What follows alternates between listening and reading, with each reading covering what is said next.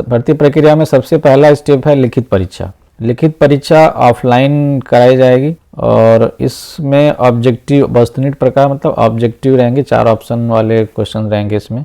और टोटल जो परीक्षा है वो लिखित परीक्षा वो 300 मार्क्स की होगी, 300 मार्क्स का पेपर होगा इसमें। और टोटल जो इसमें नंबर ऑफ क्वेश्चन होंगे 150 क्वेश्चंस होंगे। तो आपको समझ में आ गया होगा कि वन जो क्वेश्चन है, एक क्वेश्चन 2 मार्क्स का होगा। टाइमिंग क्या रहेगी? टाइमिंग रहेगी 2 आवर्स में। तो 2 आवर्स में आपको 2 घंटे में 150 क्वेश्चन अटेम्प्ट करने हैं। 2 आवर्स का मतलब हो गया 120 मिनट में 120 मिनट में आपको, तो 1 मिनट से भी कम का टाइम है, 150 क्वेश्चन रहेंगे। और एक क्वेश्चन सही होने पे 2 नंबर मिलेंगे और जब क्वेश्चन गलत होगा तो आपके आधे नंबर काट लिए जाएंगे। तो यहाँ पे आपको मेंशन किया गया है कि 0.5 मार्क्स डिडक्ट किए जाएंगे। सिलेबस क्या है इसका? सिलेबस में इसमें 4 सेक्शन होंगे, 4 विषय इसमें इंक्लूड किए गए हैं। पहला है जनरल नॉलेज, सामान्य ज्ञान, सामान्य हिंदी, जनरल हिंदी, और उसके बाद से एप्टीट्यूड रहेगा, न्यूमेरिकल एबिलिटी और मेंटल एबिलिटी। और जो लास्ट सेक्शन होगा उसमें मानसिक अभिरुचि, बुद्धिलब्धि एवं रीजनिंग, ये तार्किक क्षमता। ये चारों सेक्शन को आपको रेडी करना है। नेगेटिव मार्किंग भी है तो आप इसको अच्छे से ध्यान से करना है। लिखित परीक्षा में ये जो चारों सेक्शन है उसके अंदर क्या क्या चीज़ें पूछी जाएंगी उसका सिलेबस देख लेते हैं। तो लिखित परीक्षा का सिलेबस जो रहेगा पाठ्यक्रम में, सबसे पहला बताया था अभी आपको मैंने कि पहला सेक्शन है जनरल नॉलेज। तो जनरल नॉलेज में सामान्य विज्ञान, भारत का इतिहास, संविधान, अर्थव्यवस्था, तो जितने भी जनरल नॉलेज के अलग अलग एरियाज़ हैं उनको आपको करना है। टॉपिक वाइज आप इसको पढ़ते चले जाएंगे।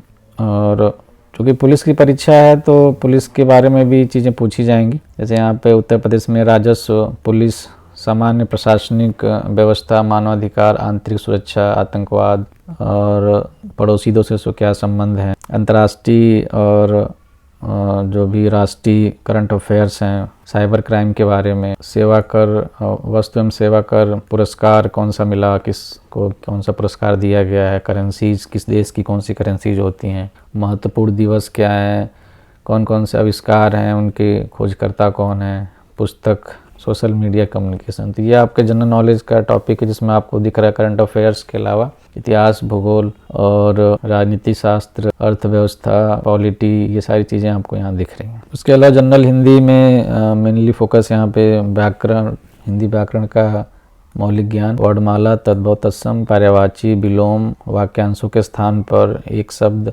समरूपी, भिन्नार्थक शब्द, अशुद्धियों को सही करना है, लिंग, वचन, कारक, सर्वनाम, काल, जितने भी हिंदी व्याकरण के टॉपिक होते हैं वो सारे इसमें कवर हैं।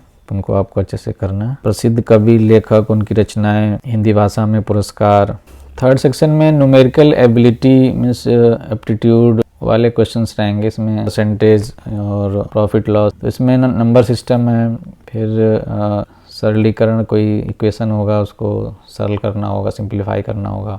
डेसिमल एंड फ्रैक्शन, दशमलव और भिन्न के क्वेश्चन रहेंगे। HCF और LCM, लिस्ट कॉमन, महत्तम समापवर्तक और लघुत्तम समापवर्तक, अनुपात और समानुपात के क्वेश्चन रहेंगे। और परसेंटेज वाले, प्रतिशत वाले क्वेश्चन रहेंगे। प्रॉफिट लॉस, लाभ हानि, डिस्काउंट कितना मिला, साधारण ब्याज, सिंपल इंटरेस्ट, कंपाउंड इंटरेस्ट, चक्रवृद्धि ब्याज, एवरेज के क्वेश्चन रहेंगे। काम समय, काल समय, और ये वर्क एंड टाइम रहेगा। ये सारी चीज़ें जो मैथमेटिकल सारी चीज़ें रहेंगी उनके बेसिक क्वेश्चंस रहेंगे। ग्राफ के क्वेश्चन हो सकते हैं, बार ग्राफ, पाई चार्ट, ये सारे क्वेश्चन मिल सकते हैं यहाँ पे। मेंसुरेशन, क्लास 10 तक आप मेंसुरेशन करते हो जिसमें गोले का आयतन और बेलन का आयतन या कोन का आयतन, उससे रिलेटेड जितने भी क्वेश्चन होते हैं। त्रिज्या, व्यास, वृत्त का क्षेत्रफल, तो उससे रिलेटेड बहुत सारे क्वेश्चन होते हैं। वो सारे टॉपिक मेंसुरेशन में। ट्रायंगल और अलग अलग जो शेप हैं उनके भी क्वेश्चन रहेंगे, त्रिभुज का और चतुर्भुज के। अगला सेक्शन जो है वो मेंटल एबिलिटी का है। इसमें जो भी रीजनिंग के टॉपिक हैं, वर्बल रीजनिंग और नॉन वर्बल रीजनिंग, तो यहाँ पे वो सारी चीज़ें दिखेंगी आपको यहाँ पे। जैसे नंबर की सीरीज़ में कुछ बताना है, कंक्लूजन बताने हैं, लेटर की सीरीज़ रहेगी, नंबर की सीरीज़, वर्ड फॉर्मेशन टेस्ट हो सकता है, शब्द बनाने, या कोई डायग्राम हुआ, जैसे नॉर्मल वर्बल रीजनिंग में डायग्राम्स होते हैं, सिंबल्स होंगे, उनकी रिलेशनशिप रहेगी, व्यवहारिक ज्ञान, एनालॉगी वाले क्वेश्चन रहेंगे, शब्द और वर्णमाला में आंशिक समरूपता। मेंटल एप्टीट्यूड चेक किया जाएगा कि आप इस जॉब के लिए कितने रेडी हैं। ये सारे जनहित के बारे में, जनहित याचिका लॉ वगैरह क्या है, सांप्रदायिक सद्भाव, विधि का शासन, अनुकूलन की क्षमता, और पुलिस सिस्टम कैसे काम करती है, उनके सारी हायरार्कीज, क्या क्या इशूज हैं पुलिस के, लॉ एंड ऑर्डर के बारे में। तो कोई भी जितने भी यूपी पुलिस के एक्ट वगैरह हैं उसको आप गो थ्रू कर सकते हैं, वहाँ से इसकी जानकारी ले सकते हैं। पुराने क्वेश्चन पेपर भी होंगे, भर्तियां कई बार हुई हैं, तो जो एसआई की भर्ती हैं या पुराने कांस्टेबल की भर्ती हैं, उनके पुराने पेपर से इसका पूरा सिलेबस आप देख सकते हो कि सेक्शन में क्या क्या कैसे कैसे क्वेश्चन आए हुए हैं। यहाँ भी वही है, रीजनिंग है, आईक्यू चेक किया जाएगा।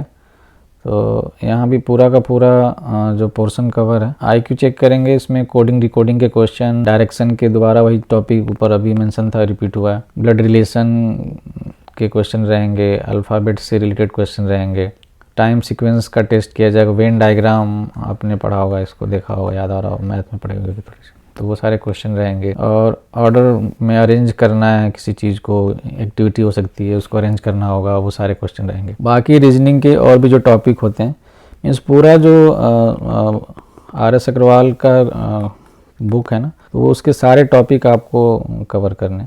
तो इसके लिए आपको RS अग्रवाल की बुक के सारे टॉपिक, वही सारे टॉपिक यहाँ पे लिखे हैं, रीजनिंग के सारे टॉपिक हैं, तो वो सारे आपको यहाँ पे कवर करने हैं।